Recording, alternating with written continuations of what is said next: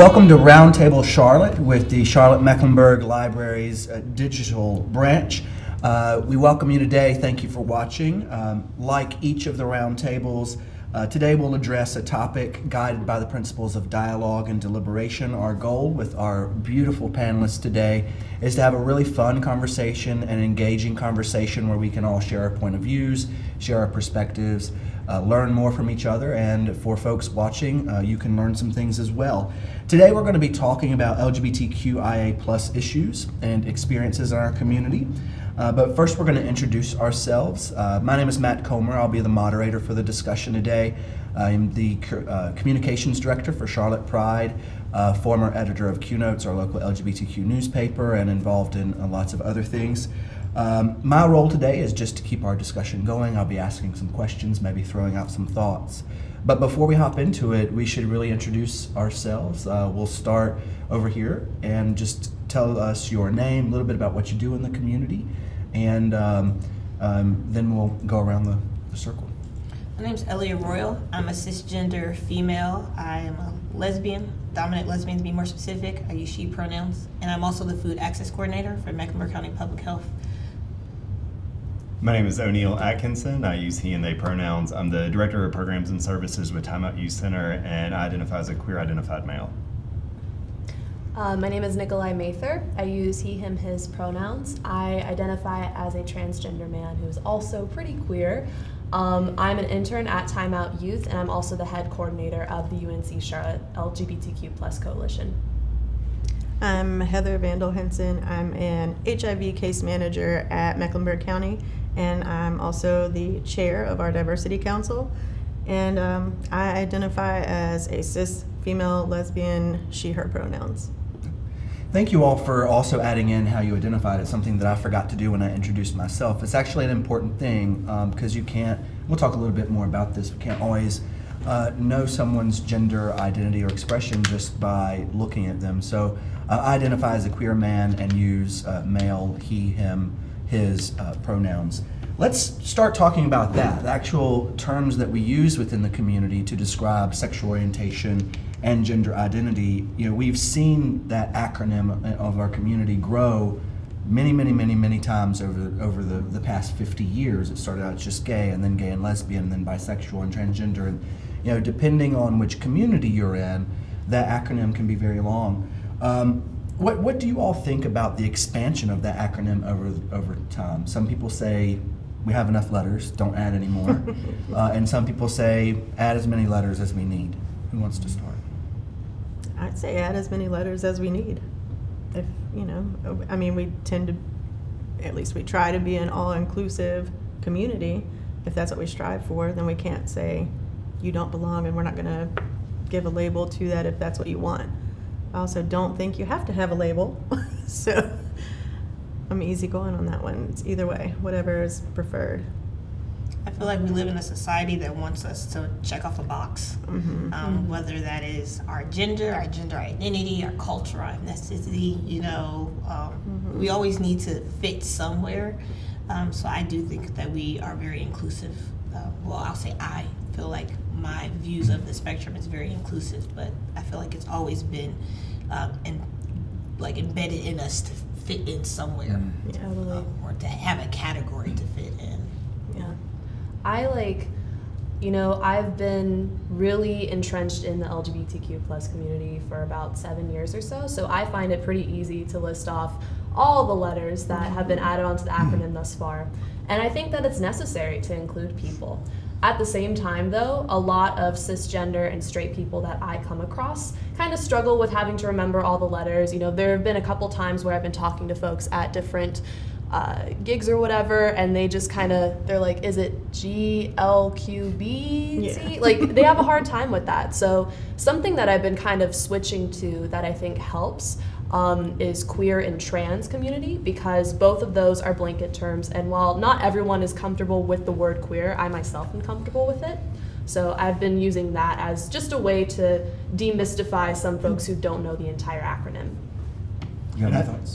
I was just kind of echo everyone else. I think the more letters, the better. I think somewhere along the way, we've gotten complicit with this idea that that nuance is bad or that to be complicated is wrong. And I don't know if, I think a part of me challenges that comes from our own, some internalized, stuff that we've experienced as LGBTQ people, that the idea that to make ourselves more complicated is being too much. But I think there's really beauty in us being able to articulate language and to find words that are truly meaningful. So the more the merrier for me. You brought up the use of the word queer as a more umbrella term to describe the community. For many older members of the community, that was a word that very much was a slur and used against them in very negative and violent ways. But LGBTQ people started to reclaim that word in the early to mid 80s or so. Does anybody have any thoughts on the importance of reclaiming a word like queer and kind of the power that has for the community? So I'm probably like the oldest of our panel, and so I'll say queer never was difficult for me to handle. I mean, it sounded different because even for me to identify, I often say I'm gay, and people are like, but you're a lesbian. So I've just never been that picky about which one. But when I think it was when I first started to run a group at the LGBT Center, like 2010-ish maybe, somebody said something about dyke culture, and I was like, what? Those were fighting words for me. And they're like, yeah, like dyke history and dyke culture, and it's not a big deal. And it took me a hot minute to be like, okay, I get it. We're taking it back, and that's cool. I just have to process that for a minute, because that's the word that I didn't want to hear walking down the hall at school, or like that's the reason I didn't want to walk at graduation in high school, because I was like terrified that somebody would yell that out and my family would hear it. So that word was big for me. But queer is, I actually, because I present on LGBT stuff, really like the way that you chose to do queer and trans, because that's like fairness across the board. Like we can all be under those, in my opinion. I know not everybody agrees with that, but I think a lot of owning of a word is empowering it, whether that's words that different cultures or different genders may have been used negatively against them. I think we're in a day and age where, depending on who's delivering the word, the tone and the environment you're delivering it can be empowering or it can be derogatory.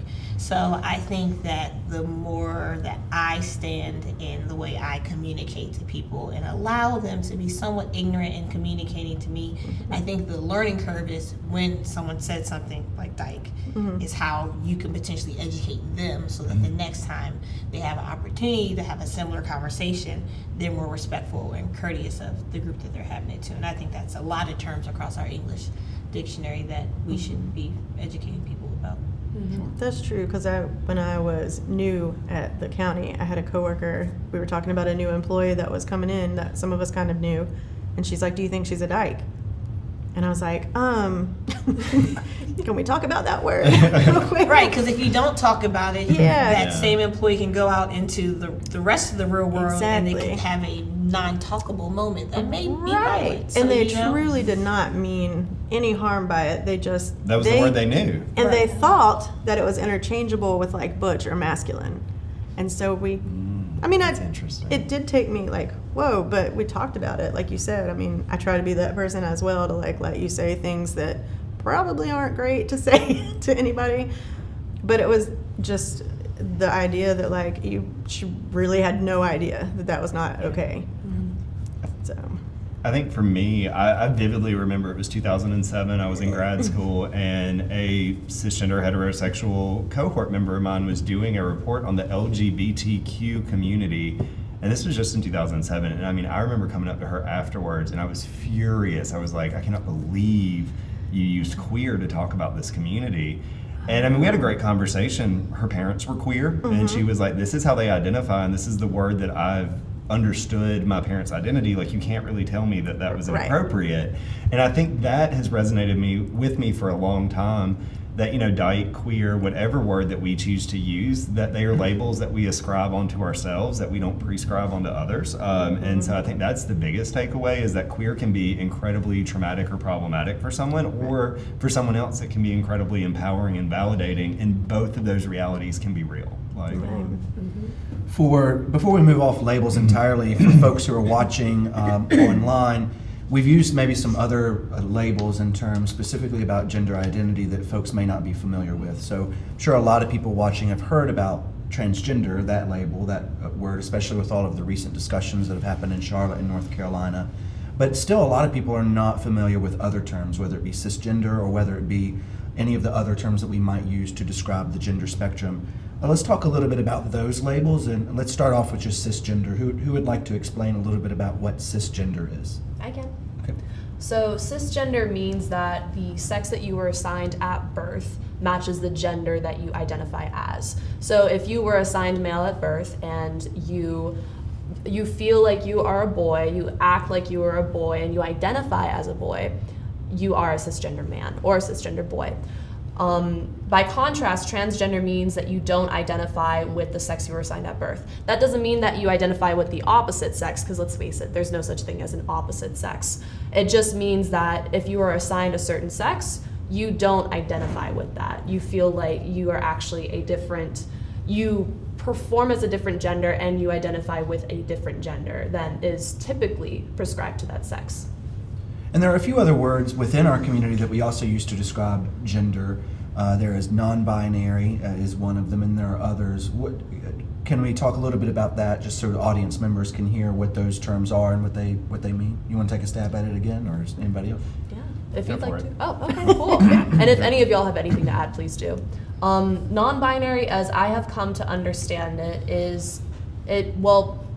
it rests on the belief that gender is a binary in most Western societies, which is true. There is typically male and female within our society most of the time.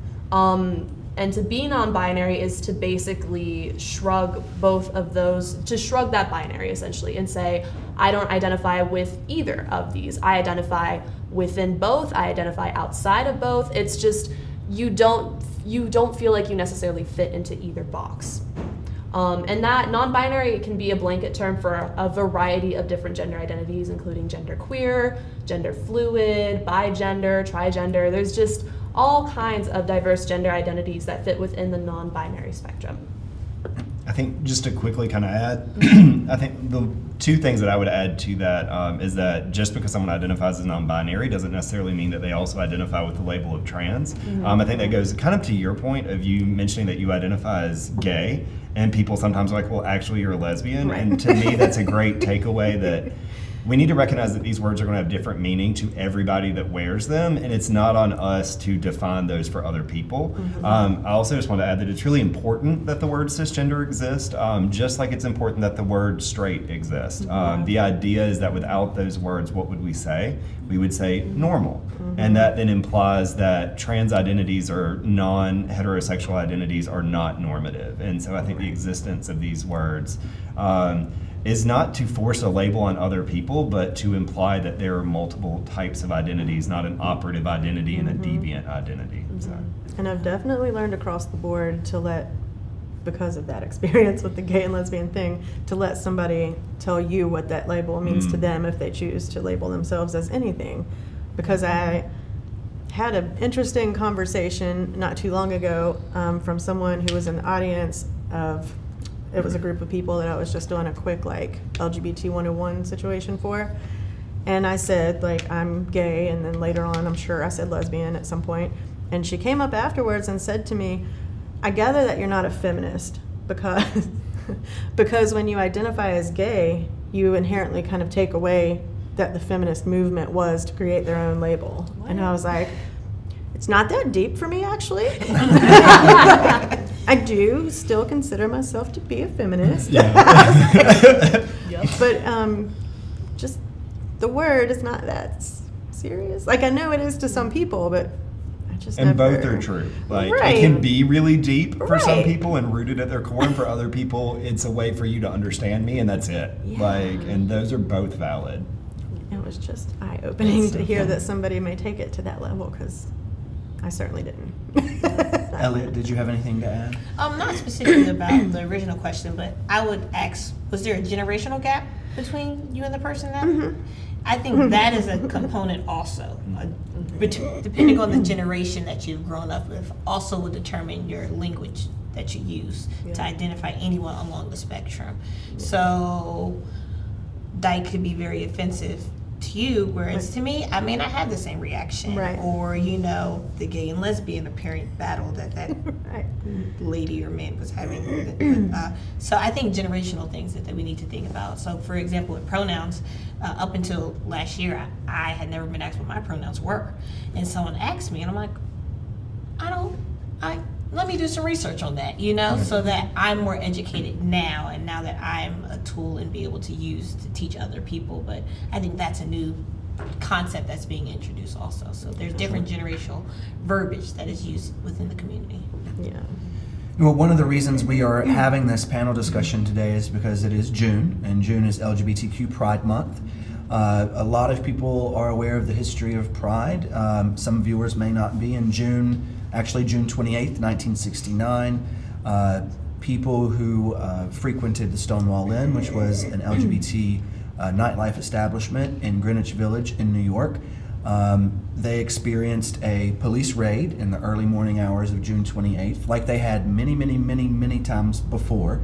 So we're talking about the 60s, when in New York it was still illegal at the time to serve alcoholic beverages to people who were LGBT. So it was illegal for a person to wear clothing that was traditionally identified with a gender different from theirs. So a very heavily oppressed time, but folks, for whatever reason that night in the Stonewall, decided they had had enough. And so a bar that was mostly frequented by some of the most marginalized members of our community, trans people, people of color, people experiencing homelessness, young people, decided they had just had enough. And of course it was the 60s, so the spirit of the time, they rebelled and started an almost week-long riot. So the very next year, a one-year anniversary march was held, the Christopher Street Liberation Day March, and from that one-year anniversary grew our modern celebration of Pride, mostly in June, not always. In the South, a lot of people do it in the fall. In Charlotte, we're crazy, we do it in August, it's the hottest month of the year. But that's a little bit of the history, and Pride, because of that history, this is almost 50 years later, Pride means a lot of different things to a lot of different people. When you think of Pride Month or Pride festivals or Pride parades, what kind of feelings, emotions, ideas come to your mind? And we'll start with you, Elliott. Unity, especially in the experience of like parades and stuff like that, because you don't have to identify on the spectrum to be a part of the celebration. I think that's one thing that people often assume. You don't have to be a part of the spectrum to wear a t-shirt in support, or to support equality or same-sex marriage and same-sex love, I recently was in a group of people when we were asked to split up across the room depending on how we identify with some aspect of the spectrum. Whether if you know someone, you don't know anyone, so there's a close friend on the spectrum, a family member, or you fall somewhere on the spectrum. All of those people can participate in a Pride event. And I strongly encourage anyone who has the opportunity to watch this or hear this to come out in August or come out in July when Black Pride is celebrated, because you can be an ally. And depending on your definition of the spectrum, A could mean ally.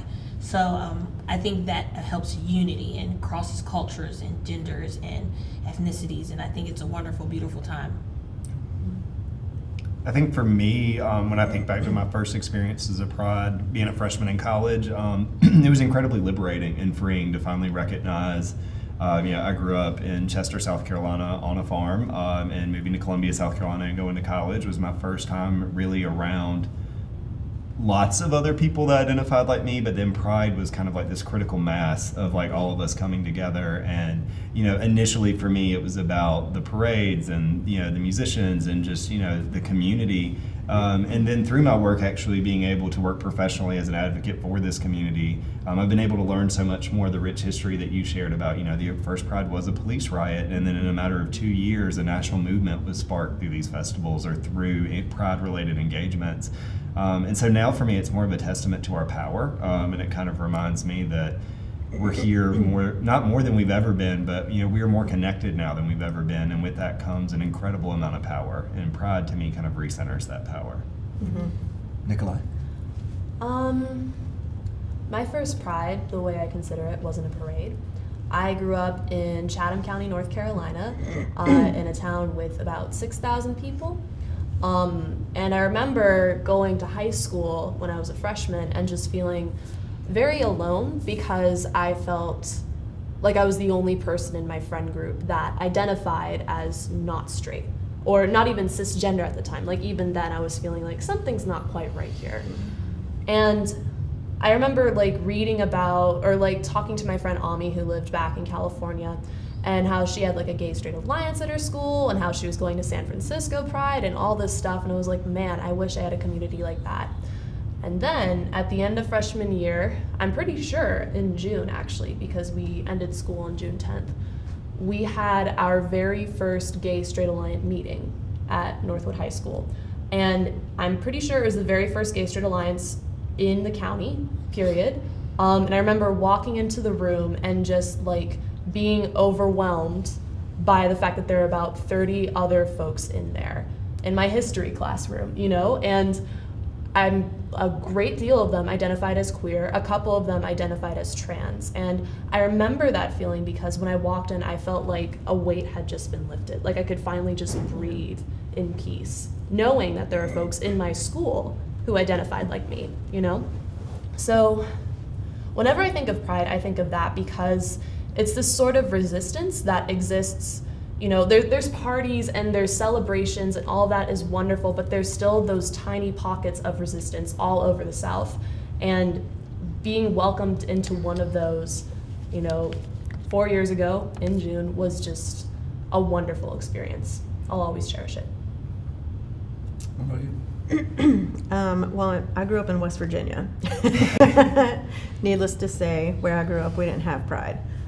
We did have it an hour away in Charleston, West Virginia. So my first Pride, I was 16, and Pride there looks very different than Pride here, or it did then. It was actually like held at a state park, and we all just like cooked out and swam, and everybody drank, and it wasn't a parade. But I have literally been to Pride probably every year since then until a couple of years ago, because I'm one of the people that was scared because of all the stuff that was happening, where there were like bomb threats and shootings and craziness going on right at Pride events. That made me nervous to take my child there and to, you know, put her at risk for that kind of thing. So I don't mean to be the Debbie Downer of the group, but it saddens me because I was there so many years in a row and enjoyed it and had a blast, and even brought my little girl when she was like little in a stroller, and she's had her little flag, and like we've got all these cute pictures. And literally the next year I'm like, I just don't feel safe taking her there right now. Let me wait and see how it goes, and then maybe next year we'll try it out. It was sad to me that I felt that. That's an important perspective too. And you know, a lot of times in the mainstream imagination, or even in the mainstream LGBTQ imagination, Pride is a party for many people. Yeah. But we still have so many things that are not accomplished yet for the community, and in many places it's just basic safety. I mean, you mentioned LGBTQ people who are living in rural areas. You mentioned just the safety aspect of it for a large scale event. You know, sadly, also in June 2 years ago, there was the terrorist attack at Pulse nightclub in Orlando. So certainly lots of weighty, hefty issues to talk about when it comes with Pride. For some people it's a party, for some people it's a protest still, for some people it's a moment to gather in remembrance of all the people that we've lost in the community over the past 50 years or longer. So thank you very much for bringing that up. Yeah. You mentioned Charlotte Black Gay Pride. That is July 20th. For anybody who's interested, that's July 23rd through 27th. More information about that at charlotteblackgaypride.org. Charlotte Pride is August 18th and 19th, and more information about that at charlottepride.org. So going back to the aspect of the rural community and growing up in the South, Charlotte, as much as some people would wish it was not in the South, and as many northern transplants as we have living here, is still in fact in the South. And so being in the South, we know, being right in the middle of the Bible Belt, religion and religious discussion and discourse has a significant impact on our daily lives overall. Is that something that you feel affects your life as an LGBTQ person? The role of faith, which is sometimes not always the friendliest that it could be to LGBT people? Not anymore. Not anymore. What do you mean by that? I grew up Catholic in Catholic school, confirmed Catholic at 16, regardless of what I wanted. And to be honest, would have continued to practice Catholicism, but was clearly told no, because I was choosing to live my authentic self. So, I mean, for a long time, I think I was angry at religion. I was angry because I thought that was the reason my family was so uncomfortable with me. But I don't know when it happened, probably like late teens. I just got to the point where I was like, I just have a one-on-one relationship. I still identify like loosely as a Christian. I'm pretty spiritual. But so now it's not a problem, but I definitely think that I have some preconceived type feelings, like when I do run into somebody who's very vocal about their, about them being active in their church, and especially if it's like specific types of beliefs that I already know are not very accepting or affirming. I definitely already kind of get a feeling of like, oh, well, they're probably not going to be okay with me. Yeah. So that would be the only place that I have any kind of discord with religion, but not personally. Okay. Any other thoughts? Being a transplant, because I feel like everyone else here. I didn't mean to make fun of you. No, it's okay. I have strong pride to being a transplant. I'm from Maryland, which some people still consider the South, depending on how north you go. Yeah. In other terms, we are very progressive. When I heard some of your pride situations, but I guess I had a higher standard for religion here in terms of falling on the spectrum in religion. I have been blessed to not have a lot of conversations that were around religion. I've also been blessed to, if I wanted to participate in a faith-based organization, finding some that I would feel comfortable in, whether I attended regularly or didn't have to be a member. So I think that's a unique space. I do think it's also a benefit in Charlotte with all the transplants in Charlotte continuing to want to be a benchmark city and continually building on this metropolis appeal, that we're having this mosaic and this melting pot of people coming in, that Bible Belt ideology that I think previously was there is kind of fading away a little bit. Not saying that's completely gone, but I do feel somewhat a little comfortable here. Whereas when I talk to my family, my mom always has said, like, why do you want to be gay in Charlotte? It's the South. Go to San Francisco or something. Like, why would you want to be gay in the South? Yeah. If you have the choice, go somewhere else. I don't have that fear, but I'm still aware Right. of the concerns that Heather brought up. I'm aware that whether I go to an event or I can just walk down the street, and if I held my partner's hand or not, that there could be some type of consequences or negative reaction to that, or also beautiful. So I'm aware of all my surroundings regardless. I think if it weren't for it being Catholicism, it would be different for me. Because often when I first moved here, that was way more difficult for people to handle than the fact that I was gay.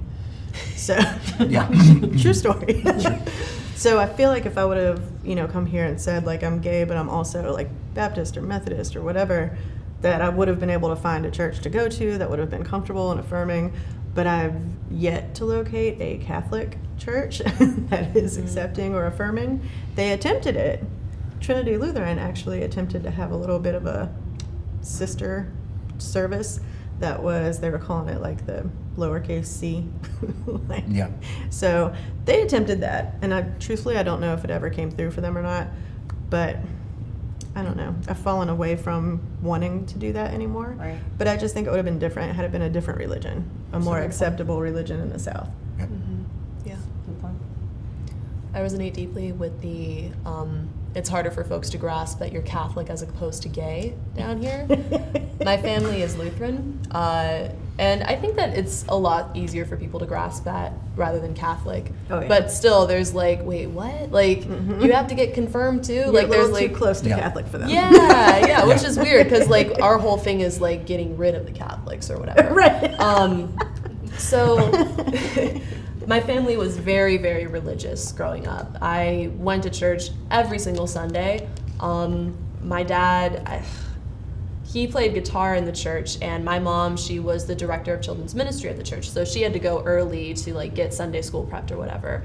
And my dad would always have to chase me down to brush my hair, and I hated it, and that's why I hate Sunday so much, because I have this memory of just his calloused, awful fingers just scraping my head. Oh, that was the worst. I just kind of grew up thinking of church as a chore, you know, but it still meant a lot to me. And something else I remember when I was a kid was sitting in the pews, just ignoring the sermon and just paging through the Bible, trying to look for something about being gay or about being trans, you know? And I never really found an answer to that. I never really experienced any sort of outward homophobia from folks at my church. I never experienced any outward transphobia from folks at my church.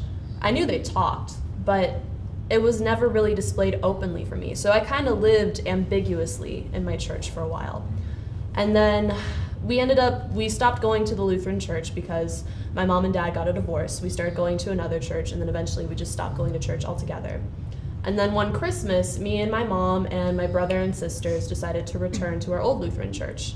And I ended up wearing a suit.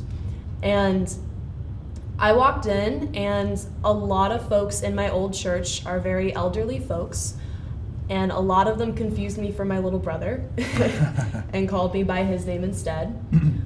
But other than that, I don't really think they had a problem with it. Like, they just saw me wearing a suit, and they were like, okay, that's happening.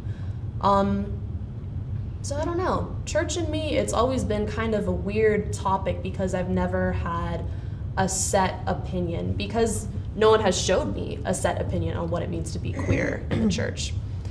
So nobody ever, because I often had people that would recite Leviticus to me, Yeah. or send me, you know, the excerpts of Leviticus. Yeah. So My dad, he read Leviticus to me once. yeah. And that was That's just great. once, and that was right before he and my mom got divorced.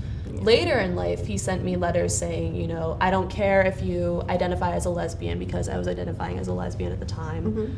I love you, you're my daughter, and I want you to be in my life. And then I was like, guess what, Dad? I'm not actually your daughter, you know? And then we had that whole conversation, and it's just, I think something that's beautiful about my faith, and something that I'm very privileged to have in my family, is that, you know, there isn't any set expectation for what it means to be gay or trans, and they don't ask me to, you know, sacrifice one part of my identity to be another part of my identity, if that makes sense. Nevertheless, I have kind of stepped back from the whole Christian church because, again, being in the Bible Belt, I hear a lot of not nice things. There's a lot of awful protesters on my campus who hurl a lot of terrible, terrible verses at us. Yeah. So, Do you have anything to add? Nothing really that hasn't already been said. I know we've got lots of other stuff to discuss. We do. We can definitely keep on rolling. Sure, But great absolutely. feedback. So, yeah, there are lots, you know, the loudest voices in the room in the South are often, you know, anti-LGBT faith organizations, but Charlotte is actually blessed to have a great variety of LGBTQ affirming faith congregations. So if that's a path for you, you can search those out. Lots of databases easily available online. Charlotte Pride hosts an annual interfaith service every year. That'll be on August 12th this year. I think it's something like 60 religious leaders, clerics from 49 different faith institutions in the city. Let's talk about maybe a little bit more, you know, not as if religion was not already a difficult issue, but you know, we mentioned Pride being a celebration of what we've accomplished and how far we've come. But let's shift gears and talk a little bit about some of the things that we still need to accomplish in the community. Specifically using the lens of trans people. We know in the past couple of years, issues of transgender inclusion and equality have been at the forefront of a lot of public debate, but we also know that trans people are, especially trans people of color, are among some of the most marginalized people when it comes to homelessness or food insecurity or employment. What are some of the issues that you all see happening on a local level here in Charlotte that as a community we need to address. I'll start with you, O'Neill, because you were a staffer at Time Out Youth and you work on a lot of these issues. Absolutely, and thank you. I think the biggest thing that I see when working with young people, particularly today at Time Out Youth Center, is we all, and I mean cisgender, members of the community, allies, just people in general, have to be better about understanding, affirming, and validating trans identities across the board. I don't know really how to mince words with that. I mean, when it comes to access to primary care, when it comes to mental health support, when it comes to employment, when it comes to support in schools, trans, non-binary, or gender diverse young people are the ones that are getting the least support, and at this time I think the ones that truly need it the most. And I have found in doing this work that it's really not that hard to do this. All you have to do is validate and accept somebody. And I keep wanting to go back to your example from the beginning. If you say you're gay, it's not for me to be like, no, you're a lesbian. Right. Just say okay. I mean, it's really just that easy to start validating someone. If someone tells you that they use they pronouns and you don't know what that means, it's okay to say, hey, explain to me how that works, or tell me a little bit about how I would use that appropriately. It doesn't cost you anything to be respectful, and it saves people's lives. And I mean, to me, that is the fundamental shift that has to happen, is we have to validate, understand, and affirm trans people. I have to say that's one thing that my department in Mecklenburg County has actually strived to do better and is doing, I think, a pretty great job at. We work with a lot of trans women of color specifically, and just our forms, we have added things to make it more comfortable to fill out and be more authentic, and just the way that we speak to somebody. We legitimately, when we first meet somebody to do an assessment, introduce ourselves, say our pronouns, and ask how they would like to be addressed in their pronouns. Some of the older clients that I work with will look at me real crazy, like, what does that mean? Why did you say that? But it's great, because then we talk about it, and they're like, oh, and they kind of get it.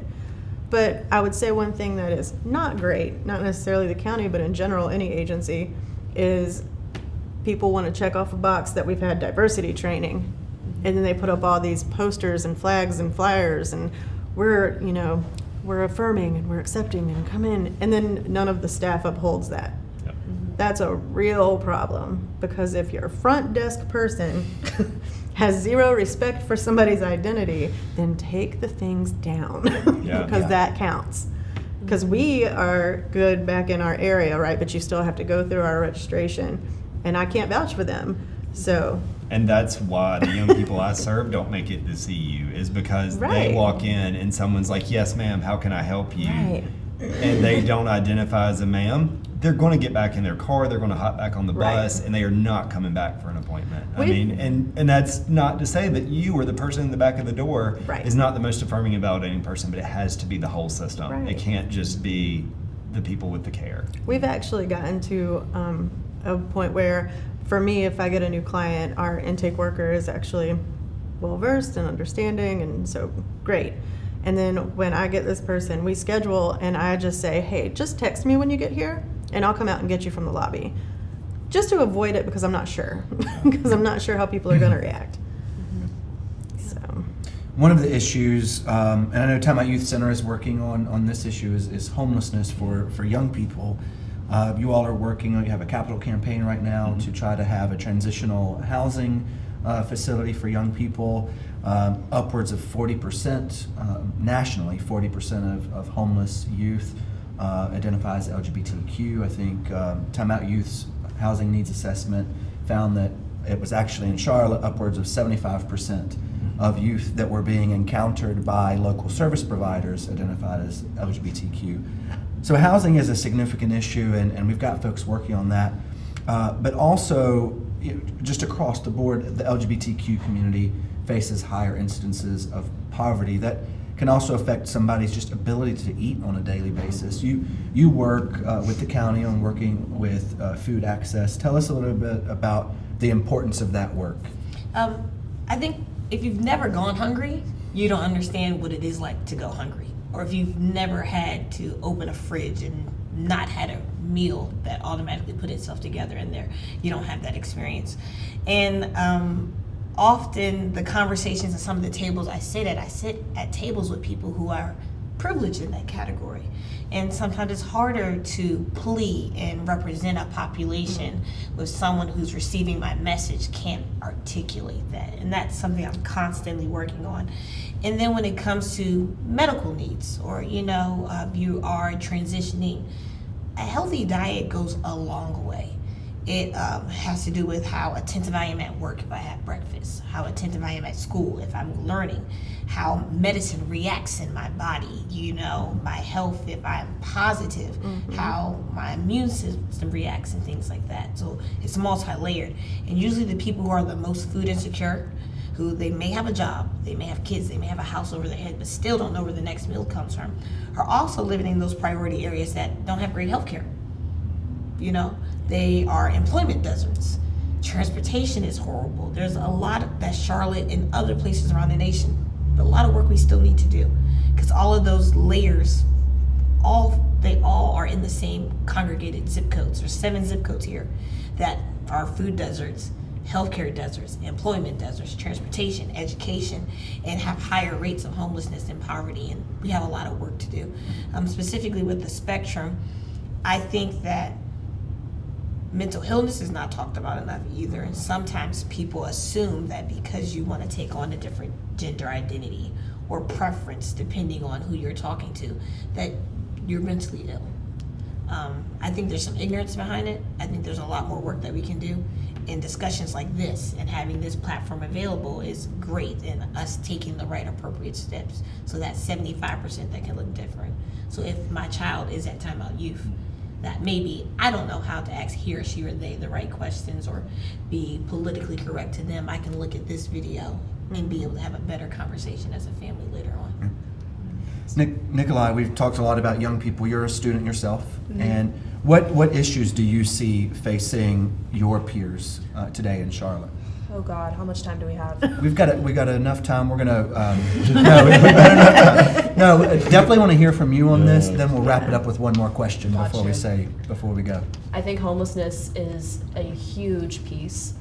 Even growing up back in high school, we had kind of an informal network where folks who were kicked out of their homes would find a place to stay for the night. There have been a few times where I have friends who had to stay on my couch for like a week or so.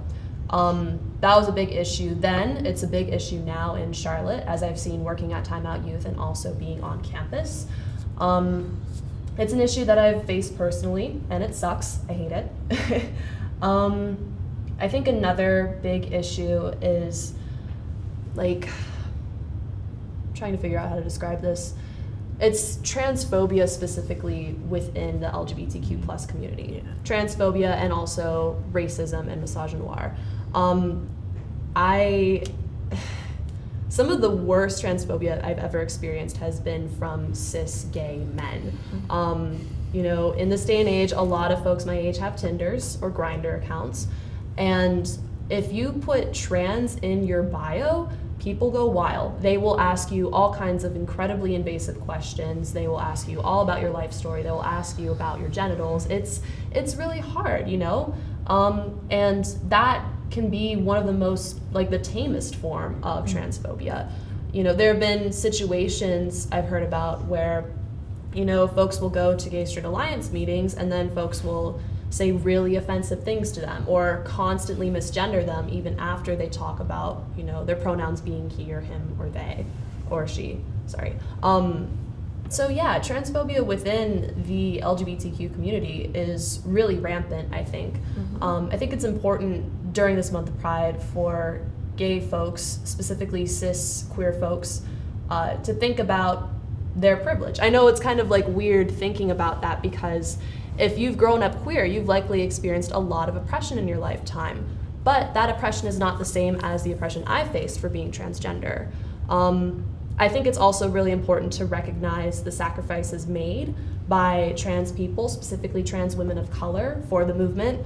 Right off the top of my head, Marsha P. Johnson and Sylvia Rivera have done some incredible work to make Stonewall what it is today and to ensure the legacy of so many queer activists in the 1960s and 70s. So I think it's really important that cis folks think about that. Yeah. I mean, and simply put, you would think you could hold us to a higher level because we're in the community, Yeah. because we have experienced some of the same, types of feelings from that. So the thought that we have issues with race and with transphobia within our community is like, it's just not acceptable. Yeah, it's not acceptable. And it's really hard too, because when you are trans and looking for a place to belong, oftentimes the place that you think that you'll belong at turns out to be a nightmare, essentially. Yeah.